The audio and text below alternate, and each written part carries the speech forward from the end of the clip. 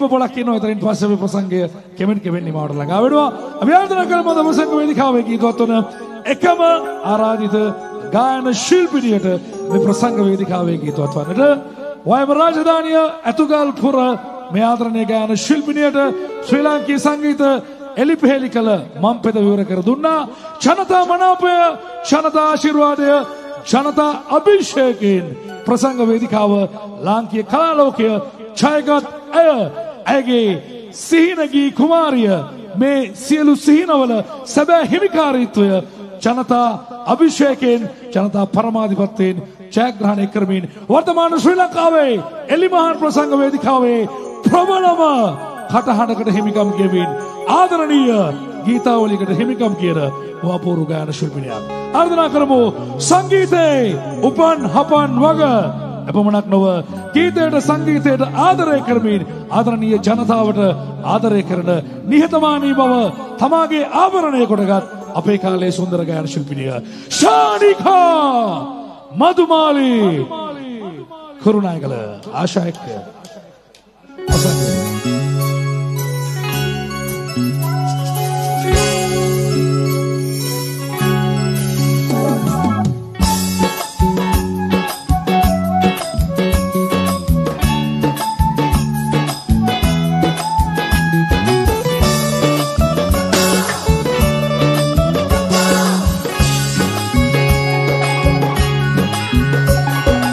ඉතල වෙටුණු වැවි